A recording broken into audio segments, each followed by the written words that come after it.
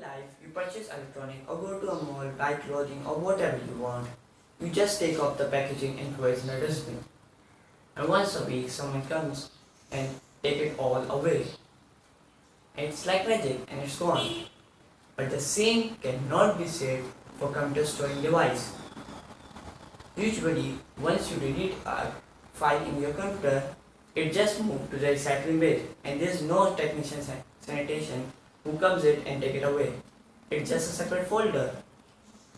The file is still there. So you might be saying, hey, I can just empty the whole recycling bin, and my computer said This is a permanent change and your file will not be easily accessible. but there is a huge difference between the file being easily accessible and being actually removed. On both magnetic and solid state devices, the ones and zeros of your file are scattered around. The way your operating system knows where to look for them is through master file table. Usually, once you delete anything from recycling bin, it just removes the master file reference which points to the ones and zeros.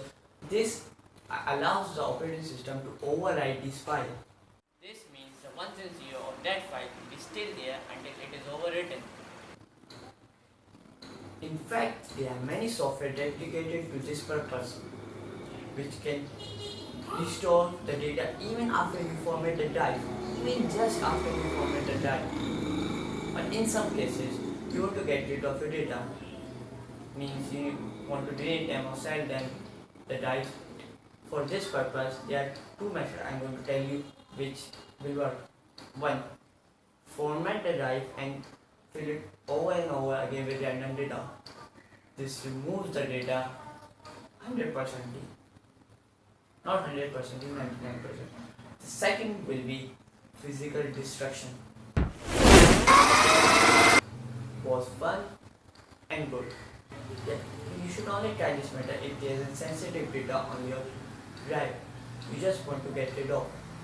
If you like the video, click the like button. If you don't like the video, you know what to do, and don't forget to subscribe. Thank you.